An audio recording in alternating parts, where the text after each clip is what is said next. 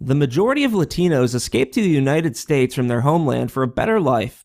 But instead of assimilating and adopting the American spirit, they stay in their Latino communities and recreate their country's conditions in the United States. Look at the marches in the last couple of days. They are carrying their own origin country's flags.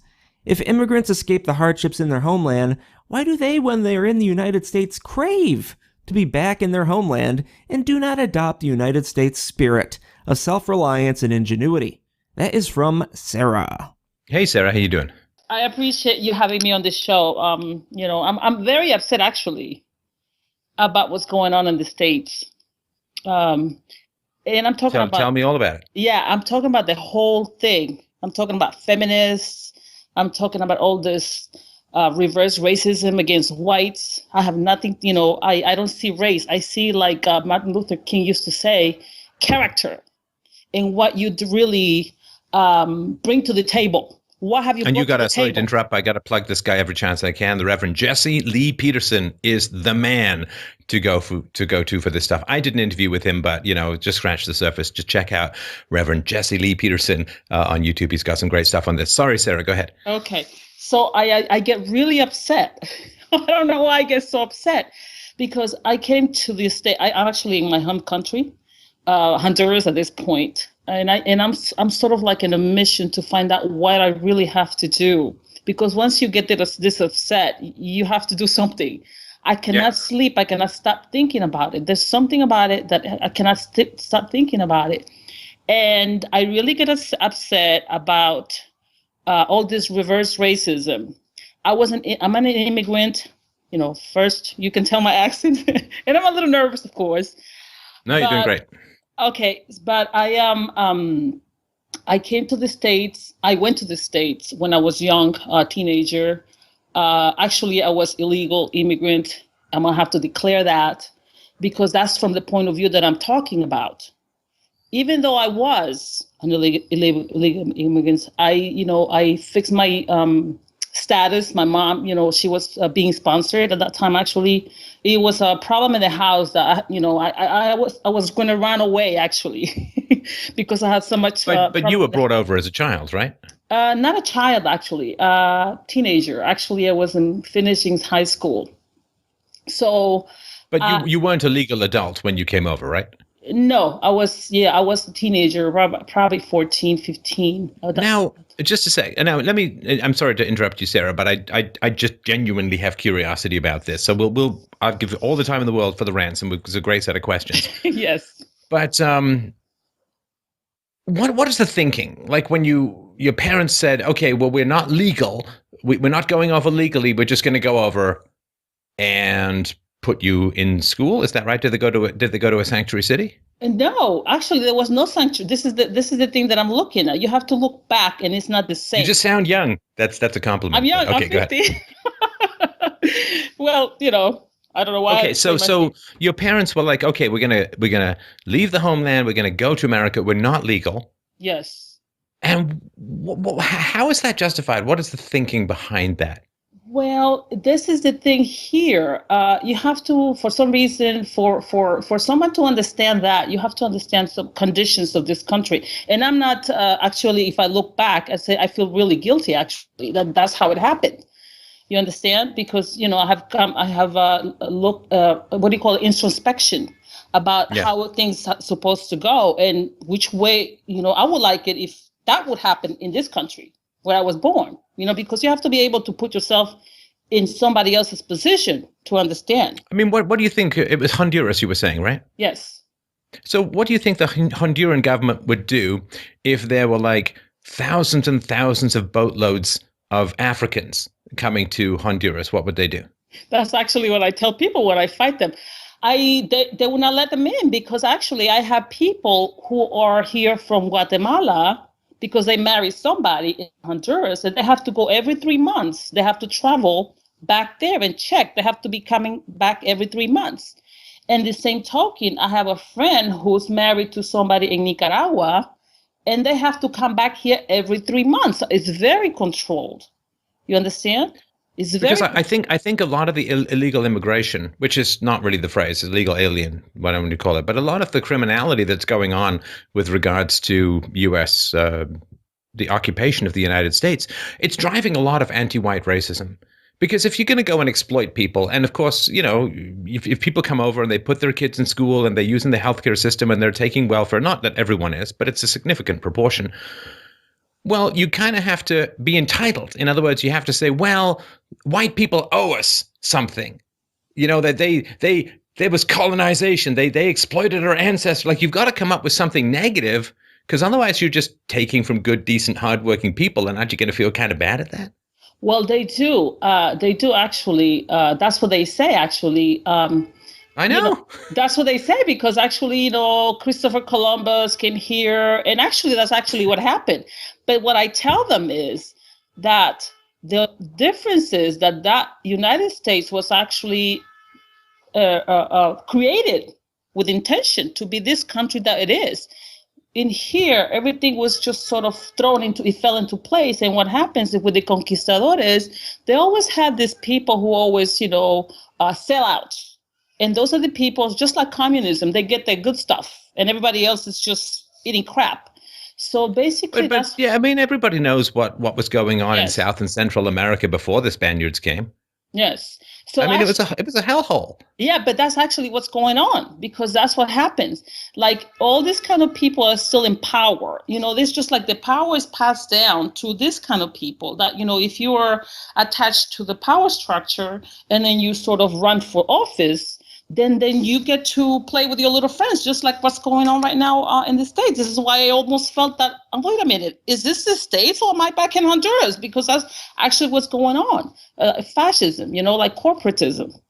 And then, you mean prior to Trump? I mean, I think Trump's really working to try and fight that stuff, right? I was very afraid if Hillary won, because actually I said, where am I? Am I back in Honduras? I'm here, and it's the same. And so that's what's going on.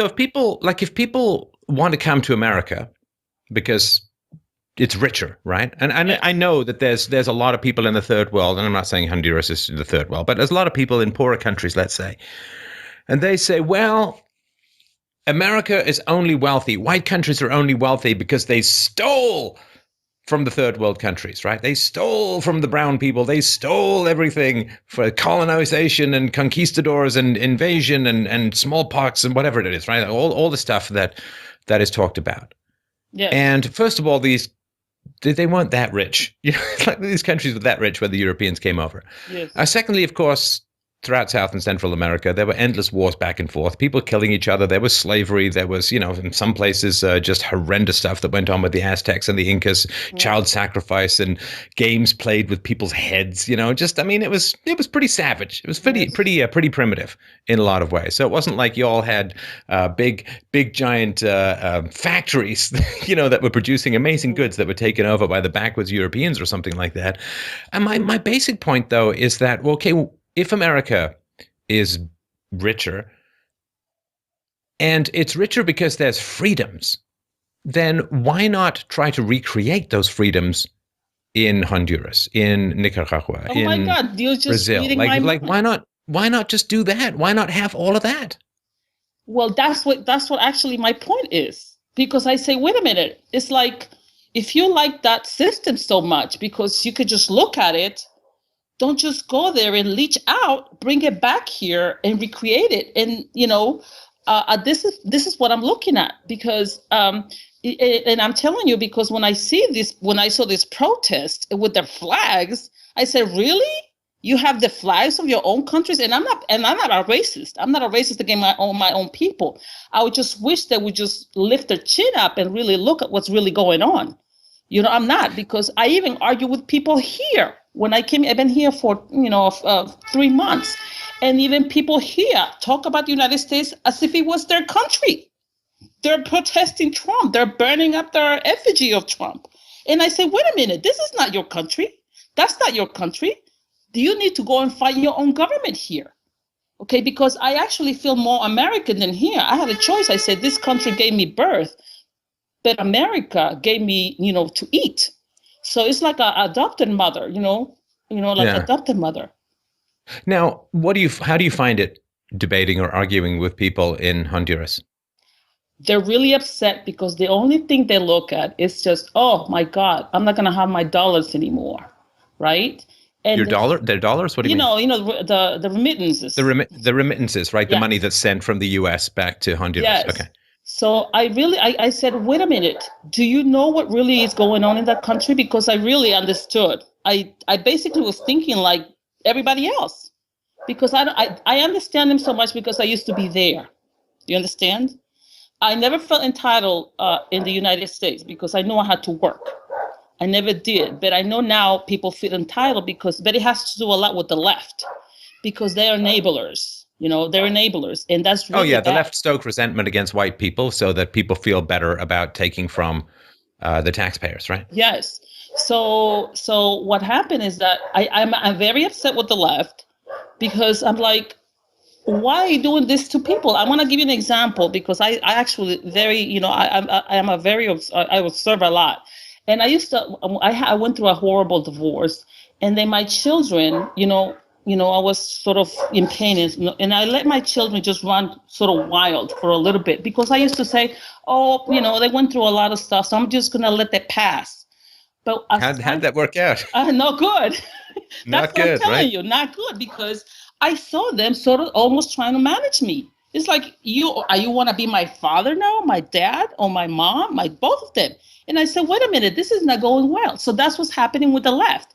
The more you give people like a pass, the more they're trying to, overcome you.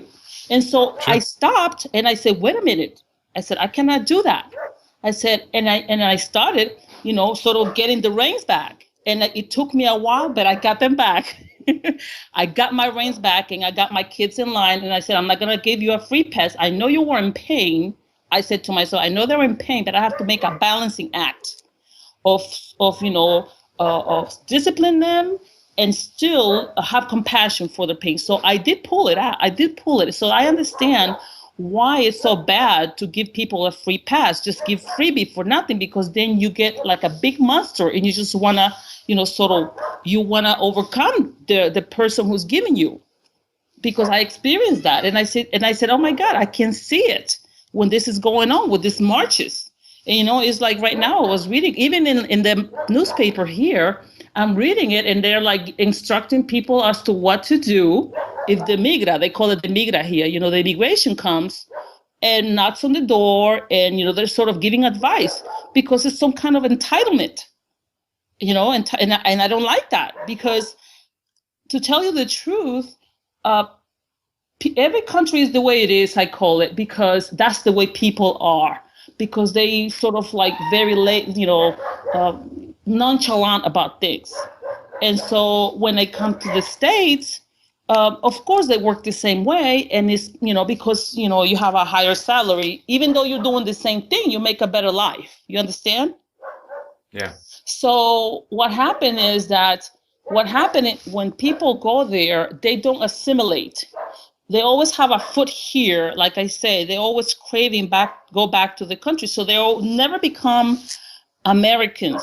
And so what's happening now, what I'm seeing is that with all this multiculturalism, from the left and the universities, that's like making a big monster, creating a big, huge monster, because these people are already, I call it, it's just like a kid who's just running around and doing whatever they want in here, because the government and, the culture is sort of there's no culture, basically. People just do whatever they can to survive. So it's just like, and so when they go back in the States, they just want to do the same thing, because for some reason there's no law enforcement or the police. Do you understand what I'm saying? I don't know if I'm explaining myself, as Stefan. No, it makes sense. I mean, that the country is fragmented because there are areas where the laws of the country don't exist. Yes. The rules of the country, and not all the laws, like the obviously sanctuary cities and so on, which are not, sanctuary is the wrong word. Sanctuary is like where you go hide in a church because you're being hunted by bad people. That's sanctuary. This is just illegal. But it's the social rules. It's the social rules. It's the expectations and so on. like the word racist, right? I mean, the word racist is only ever applied to white people. And even if it's applied to white people, it's almost always applied incorrectly. Like a country is not a race. Yes. I mean, there's lots of, African American, there are tons of white people in South Africa. Unfortunately, hundreds of thousands of them are sitting in squatter camps in South Africa because they've been kicked out of their jobs by affirmative action from the black government and they got no place to go. So but African American, Africa is not a black country. There are white people there. There are Asians there. There are Hispanics there. Lots of different people there. A country, a continent is not a race. A belief system is not a race. You cannot be racist against Islam. It's a belief system. Cat Stevens is a Muslim. Anyway, so but only white people can be racist, and all other groups get a free pass on racism. Even though racism within and between Hispanics can be extremely strong and actually quite vicious. Racism between blacks and Hispanics can be very vicious and very strong. But only white people are subject to the criticism of racism, which is hypocritical and terrible and all these and doesn't allow us to actually solve problems of racism wherever they occur in whatever community they occur. So we have all these different routes for all these different rules for all these different groups, and yet people still persist on calling it a country. And the thing is that I am so surprised because I can see both sides, right? And the thing is that I get upset also. Imagine all this upset that I get upset of people in the country that, like, say, conservatives and patriots, very hardly did they stand up. And I was like, why don't you stand up? This is your home. Mm-hmm. This is your home. Because they're afraid of the media, right? No, listen, I mean, look, Sarah, you have your own challenges in life, but the challenge you don't have, if I can be so bold, and maybe this has happened to you, Sarah, but this is what people need to understand about being white, right? That there's a few pluses, don't get me wrong, but, exposure to the sun is not one of them. But if you're not white, you don't know what it's like to live in fear of being called a racist. Like, you don't fear that, do you? No, actually, they call me racist here, but because I'm against my own people, but I understand that as a white person. Yes, you don't live in fear of your life being destroyed by being called a racist, right? Right. And now, just think of the white politicians and so on. I mean, if there's a racist label that they can make stick in America, in public life, you're done. You're done. You say, well, why don't the people stand up? Why doesn't the right stand up? They're terrified of being called racist. Like if you say, well, we've got to, I don't know, get Latinos, and Latino is not even a race. You could say mestizo or whatever, but if you can be, if you're a white person and you're perceived to be critical or hostile towards a particular group that could be defined as non-white, you're a racist and you're done. And it's been really well set up that way. So the way it works is that America is portrayed as a white country. And if you want to enforce immigration rules against people from Latin America, from Honduras and Guatemala and Mexico and so on, then you're racist, right? It's a beautiful setup from the left. And so enforcing immigration laws is considered racist, and politicians don't want to take that on. And that's how a country can be taken down. I mean, the most powerful military force in the world can be taken down by 2 syllables. Racist. Yeah, so I get really, I actually would like, come on. But I really, like you said, I don't understand what that is. But in the end, because I'm not proselytizing for I have nothing to do with race. But usually you have to give to the Caesar what belongs to the Caesar. But Europeans are the ones who have built civilization. I mean, I remember on my Facebook a wall, there was this guy who's telling me, they're always talking about, the Americans stole the land from the Indians. And I say, wait a minute, would you have come here to the land? Because he was he was Muslim. Would you have come here to the land what the Muslim hate and that I love, I said, And if America, the settlers wouldn't come here, do you think that Native Americans would have built this place and you would have just loved to come here and people are fighting to come here? Go to Africa. The natives are still there. What have they done? Right? I'm not talking about racism. I'm just looking at facts. Nobody. Well, you remember all of the celebrities on the left who said that they were going to move to Canada if Trump won? Yes.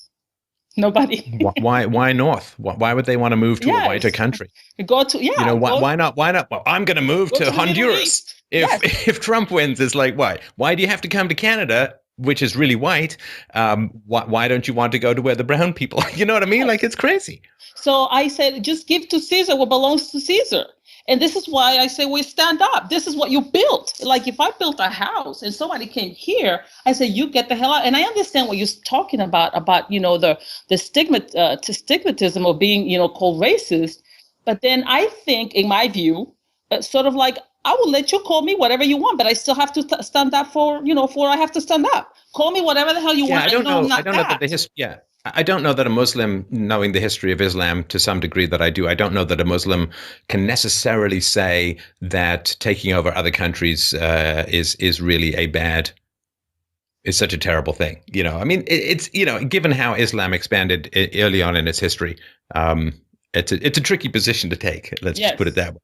Well, okay, let me ask you something, Sarah. Yes. Let me ask you something. Sorry, if you want to add something else. Oh, no, because he was talking about the refugees. Let them all in. I'm talking about. I'm looking at all this stuff when I wrote you an email. I was like, oh my God, there's a whole thing that I'm looking at, and that as an immigrant, I'm looking at, and I said, you have the house. I'm a guest in your house, and I thank you for letting me in your house, and I can just prosper in your house. Why would I want to destroy the house that you built and I have nothing to offer? I don't bring anything to the table. I can help you build a house, but I don't have my ideas to create more, all this advancement that we have. I don't. And I have to put it straight up. It's true. When I remember in Univision, Jorge Ramos' channel, they used to say, I think in 10 years, Latinos are going to be the majority here. I said, hell no, I don't want Latinos. What are they going to bring? All this corruption back over there? No, I don't. Sarah, I can't believe you're such a racist. No, I'm just kidding. And you know what? I tell you something, Stefan. When somebody calls me that, I say, so what? I don't care what you call me. This is the truth. Because I tell them. Because that's how I feel. I remember my father. I don't know if I got this from my father. My father, he grew up in the streets here. His parents died of a young age. And I think he went and tried. He was a follower of Castro. I think he probably did something. I'm not sure. But he doesn't tell me the story. But then he just detested Castro. He hated him. And then he moved over to capitalism. And then what he told me was, neither system by pure itself, the system by itself is not good. It's good that they have opposition to each other because each other keeps checks and balances. But, I say, wait a minute, that was very smart. And so I remember when we went over there, imagine how people think of America. My father, he used to say, I want you to send me a card, but I want you to send me a card that says made in the USA, made in America. I don't want you to send me a Japanese card. I don't want it to say made in Japan. I wanted to say made in the USA. And we couldn't find one at that time in the 80s. And then we just send them an Isuzu. And I said, wait a minute, well, it's not made in the USA, but it's assembled in the USA. Well, let me ask you this. I don't know if you've listened to this show much before, but do you know what the average IQ is in Honduras? Average level of intelligence. I really don't, but I don't think it's that. Maybe when I was in school, I wasn't that good of a student, and I went to the States, I sort of apply myself. I have my degree. I went for the master a little bit. My English is a little choppy because I haven't been around gringos too much. So you catch back up. Listen, let's just put it this way. If we switch to Spanish, we're having a terrible conversation. So I appreciate your fluency enormously. I admire everyone who learns another language, because I know 17 different computer languages, but I can't speak another human language to save my life. But All concentrated on the English. Yeah, so I forgot what I was. I forgot what. Average IQ. Average. Now, you're obviously not part of the average. You're, delightful to chat with and all that. Which is the important thing to remember. You can't judge any individual Honduran by the average, but the average nonetheless is important when you're looking at the big picture. So the average IQ in European countries among whites is 100. The average IQ in East Asian countries is about 106. The average IQ for Ashkenazi Jews is about 112, 115, 120 plus for language skills. In sub-Saharan Africa, it's about 70, and in Honduras, it's 81. 80. I was going to say 80. You were going to say 80? Yes, I was going to say 80. Okay, you'd have a good instinctive judge of the culture then, right? Yes, I do. And the thing is that I can see here, the school system. I'm actually looking at a lot of stuff here, and it's almost like the UN took over the government here. There's a lot of stuff that I'm looking at, and I was like, wait a minute, this is the same thing people are fighting over there, except that people are here. The poor people are basically just want to eat. They really don't pay attention to politics. They're just busy trying to make. Well, they want to eat, and they want to make more poor people, right? Yes, and so yes, and no, actually, people here usually are very good at very small business, like micro business, because usually they have a age discrimination here. After 35, companies basically don't want you. They put it there on the requirements. Why? Yeah, I don't know really. Really? If do. You ever find out, call in and let us know. Let me know. I'm curious. I will. And then I said most of them is 25 to 35, because that's the age where you have graduated some kind of school, from not high school. I'm talking about, like corporate jobs, and even, mid-level jobs. And then so most people here are small business. Everybody's selling something, everybody's selling something. So there's just like a small business minded. And then what's going on now is just like these people can't even open up a little business because the regulations are like, wait a minute, this is almost the same thing. You have to ask for this permit here, a permit there, and everything. Whereas before, people were poor. Bribery and corruption, right? Yes, I said the laws here. Yeah, that's what. When you dip below IQ 90. You get third world governments, you get corruption, you get this kind of theocracy or some form of, that's kind of sleazy third world government stuff where everyone's on the take and everyone knows someone and you can't get ahead unless you know people. Exactly. And actually, I am a veteran and I went to Iraq and I could not tell the difference that much. In Iraq, because I was an interrogator. And I got to interview a lot of these guys, and they have a very. I almost thought that I was talking to a third grade person, like my man. I'm talking about men. So for some reason, there's similarities. Like you say, maybe IQ level. Even there's the infrastructure. Even the houses look just like the Middle East. I couldn't tell the difference. Of course, I was there, and I said, but if I was thrown in there, and I said this is Honduras, I wouldn't have said. Where am I? I would thought that I was in there. So it's something weird that is just almost. No, it's not weird. Iraq IQ is in the 80s as well. And again, lots of exceptions and blah. But yeah, all societies around the world who have IQs in particular bands tend to have kind of the same outcomes. They tend to have kind of the same crime levels. They tend to have kind of the same levels of corruption. IQ is one of the great levelers. And people who look at the world without seeing IQ aren't seeing the world.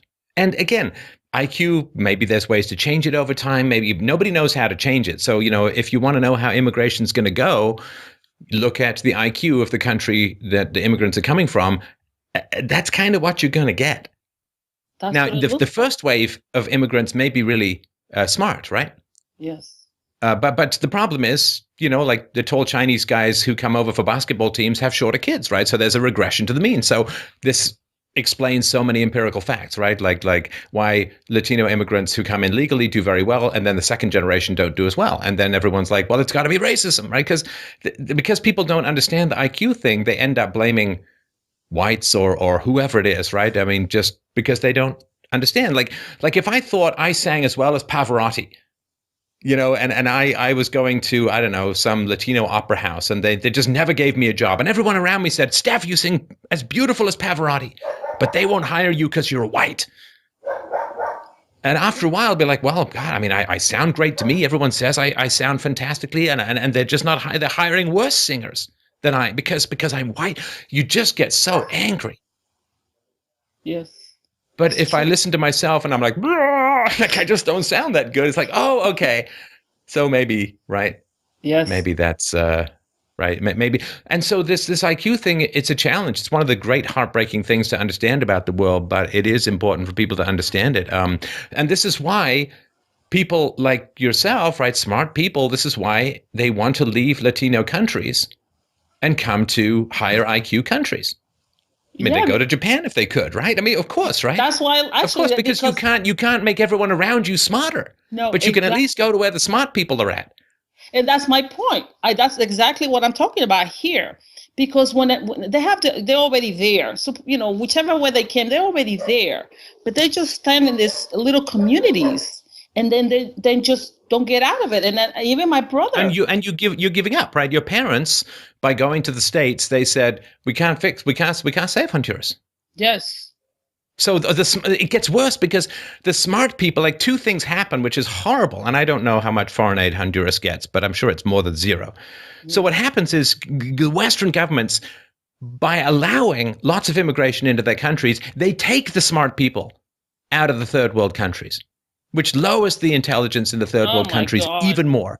It takes the smart people out of the third world countries, and at the same time, they drop lots of extra food and lots of extra money and lots of foreign aid. So now it's like, okay, so all the people who were less smart, now you have lots of babies, but we're taking all the smart people, and they wonder why these countries don't damn well get better. That's right. You're right. And whenever somebody goes and study there, because there's some people who go study and they come back, but they don't come back with this, I want a better. I think there's one, the president that's right here right now. I think he went to, I'm not sure if he went to some university, and I could see that he's actually doing a little bit, but still he's got a little backstory. I hear, I'm not sure because I don't read too much. I actually more in tune with the American news than here. But they have a backstory that, he's probably doing something behind, because over here, a lot of municipalities, and even the government, the guy who was taken out with the coup, Mel Zelaya, he just let pass the cartels. They just give him a pass. It's like sort of like a flag. Used to tell them which way to go, where to go. You understand what I'm saying? It's just like a cartel. Basically, the government is the cartel. I don't know if that's what's really happening in Mexico too. Yeah. Yeah. So actually, people want to get elected not because they want to see the country, but because they just want to, the drugs are easy. If you get into the municipality, I don't know. I talked to somebody who was telling me that this mayor of a little town over there said, well, you can hold this and that because, he had a truck and it's good business. And he said that's how they do it between municipalities, something like that. And I said, how in the hell is the country going to get better? Because that's the only thing they're doing. Yeah, I think countries could get better if the smart people stuck around, and if there wasn't this giant welfare state that pays poor people, often less intelligent people, to have lots and lots of kids. There's a genetic component to intelligence, so you're just making more people who are going to be less successful. So if there was no foreign aid, and if the smart people stayed in their home countries, there could be changes over time that would be positive and beneficial. But the way things are working right now, you couldn't design a system more efficiently to cripple a country. Let's airlift all the smart people out, and let's then pay the less smart people to have lots and lots of babies. I wonder why the country's not getting better. And the smart people recognize that. Well, we can't outvote the poor people because they're breeding like flies because of foreign aid and the welfare state, so we can't outvote them. So let's get the hell out. But they don't have welfare here, Stefan. They don't pay. These people are on their own. Everything is on their own. Hospitals, everything. These people pay out of pocket for everything. They have the social security system, which is, basically healthcare from the government. I'm going to have to look that one up. Yes. I'm sure you're right. I know, because you are the expert, but let's just see here. Yeah. Honduras welfare state. Yeah, no, they don't. They don't have a check. They don't. These people are on their own. And if the United States of the international community is giving them money for that, they're not doing it. For that, these people have kids, and actually I see them. They're very short. They're very lanky. Not healthy, and so they don't. So I don't know if that's one reason too. But the thing I always get on the governments, my anger is not with the people, it's with the governments, because they do get. Oh no, I agree with you there. Yeah. I don't get angry. I feel bad. I go off on them because, for some reason, it's just like when I went off on my kids when they're trying to control me, I don't give you a free pass. But it's the government actually who's at fault. And I was saying my idea is like, how Trump wants to create safe zones for the Syrians or in the Middle East. So I said, why doesn't he create safe, economic zones here? Somehow gets some kind of economic zones here, so people don't have to go there with some kind of supervision. Not just give the money there. Okay, here is the money. You understand? Yes. I don't know. That's what I thought. I said, wait a minute. He's doing safe zones in Syria for refugees. These guys are kind of economic refugees, what they call it. Immigrants for work. And so safe zones, somehow, I don't know how they would do it.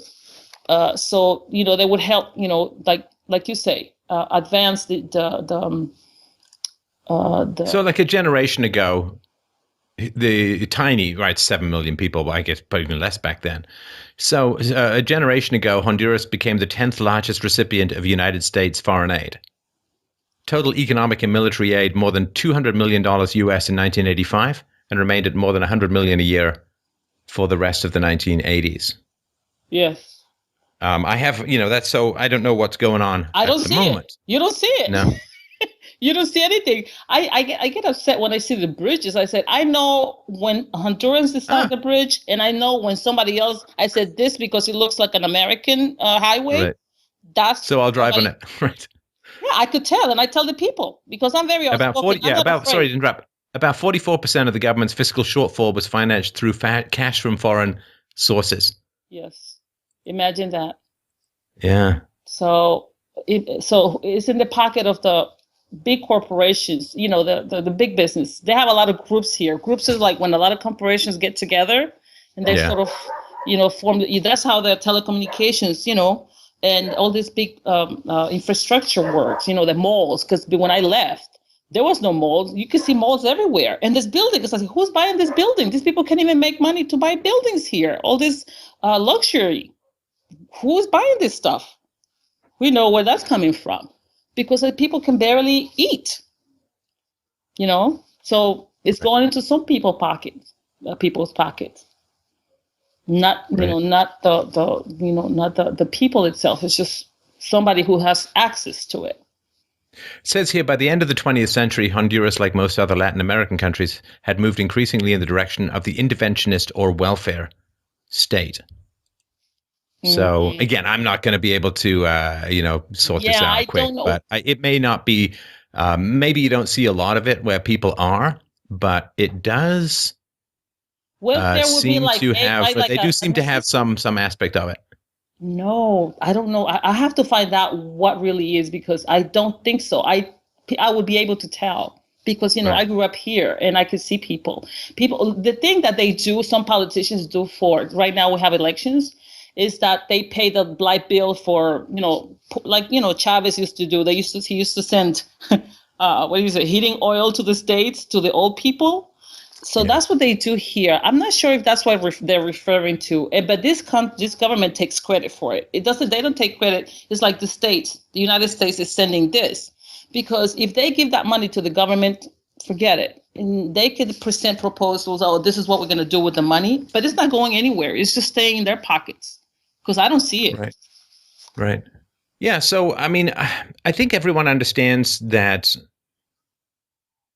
it took thousands of years for Europe and European cultures to develop sort of the free market, limited government, and political freedoms and so on. It should have been pretty easy to reproduce in other countries. It's not like they're patented, like you're not allowed, you can't use the free market if you're not from the West. You're not European, you're not white. Yes. But it's really hard to reproduce in other countries. And the researchers that I've had on this show seem to have pretty good data that once you dip below IQ 90 in the population as a whole, you can't have a free society. Like, you just can't. It just, people aren't smart enough to defer gratification. They get greedy. They vote for short-term stupid stuff. I mean, they just, Yes. you can't have a free society. And so this is why the smart people in lower IQ countries, like your family, they look around and they say, well, Jesus, I gotta get to the States because what, we can't fix this. We can't fix this. It's very hard.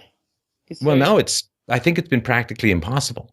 I mean, look at Germany and look at Japan, like two countries that were bombed end to end, like destroyed.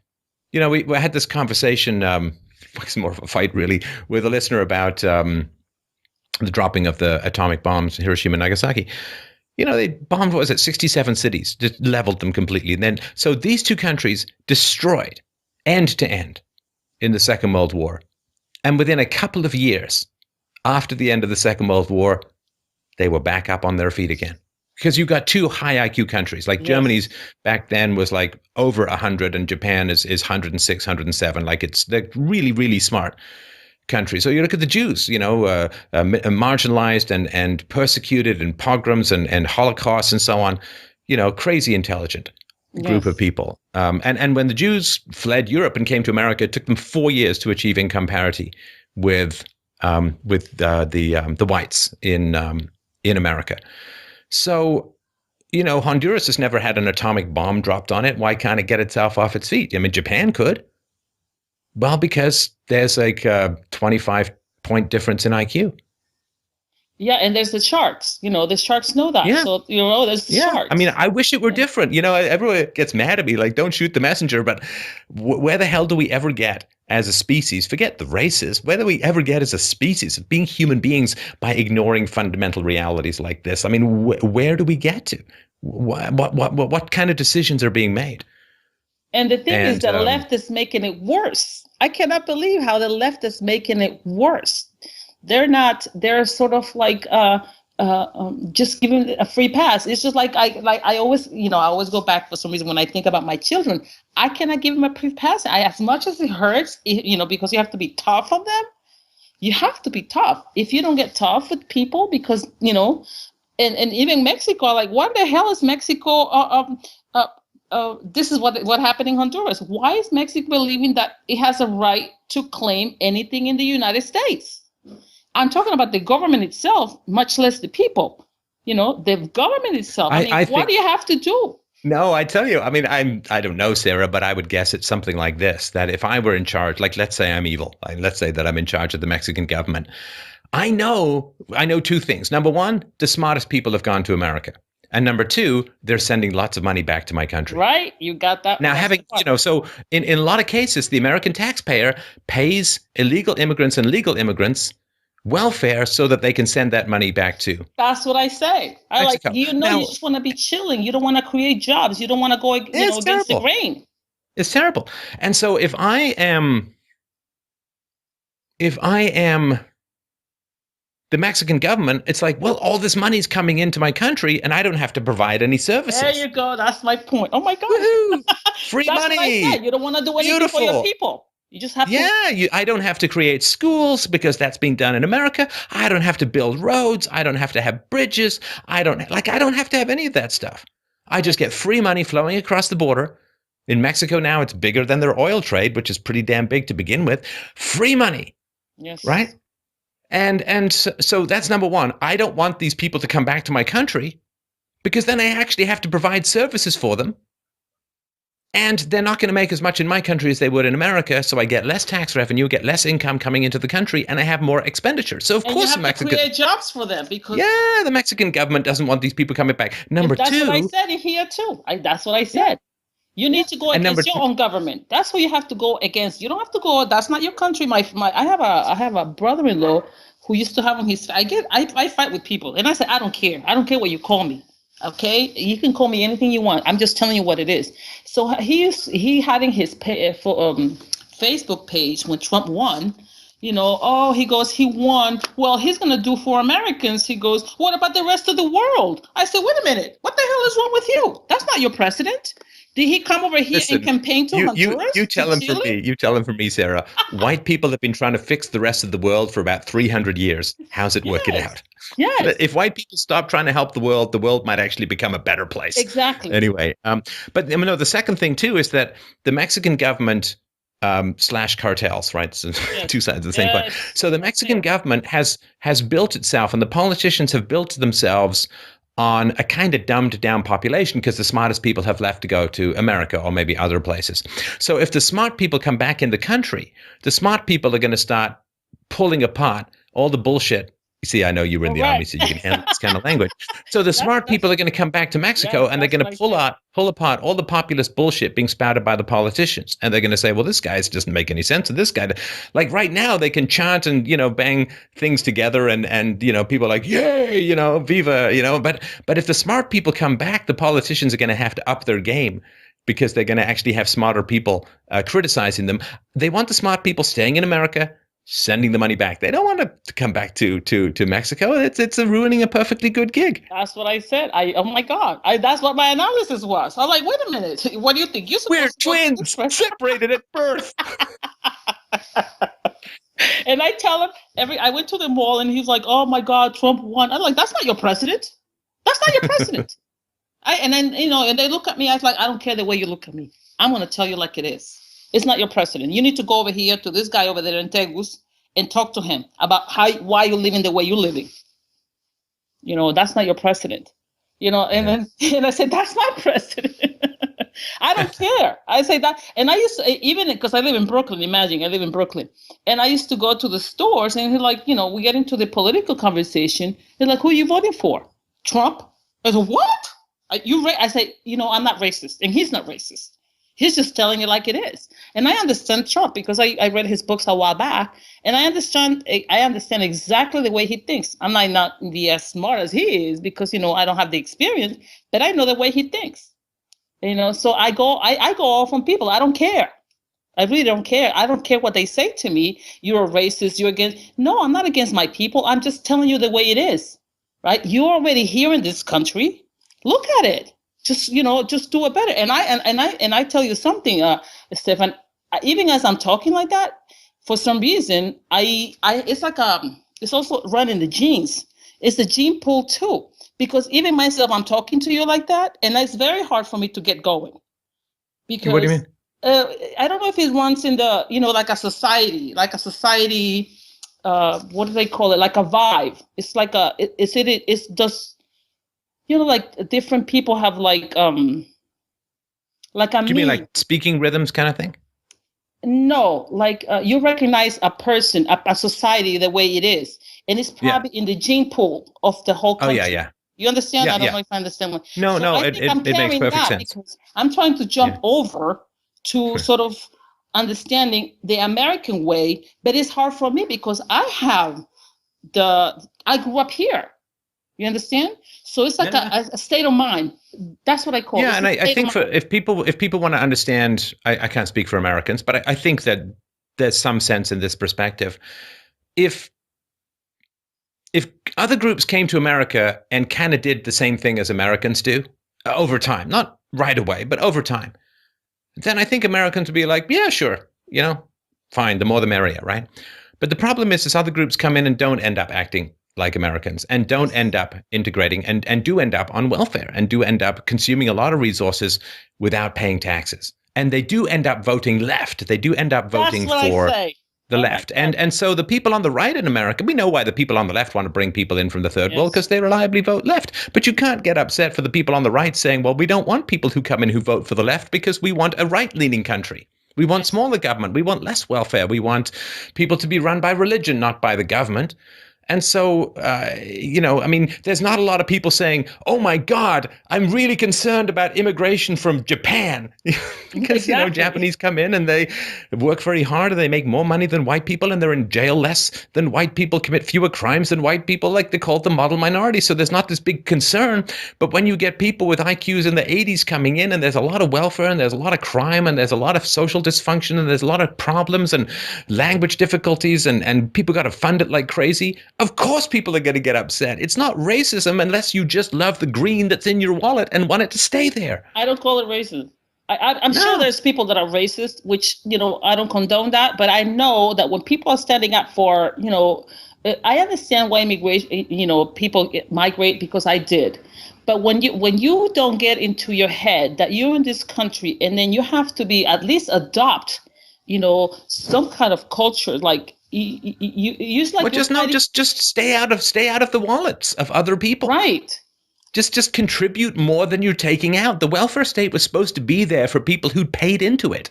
Right. But people coming in from other countries and immediately going on the welfare state and consuming a huge amount of resources, of course there's going to be a backlash. I mean, it would be ridiculous to expect there wouldn't be. Exactly. Of course there'll be. I mean, come on. Sarah, a delightful conversation. I got to move on to the next caller, but you're welcome back anytime. I really, really appreciate the perspective, and thanks for bringing this view of things to the listenership. It was a great pleasure. Thank you so much, Stefan. I appreciate it. Take care.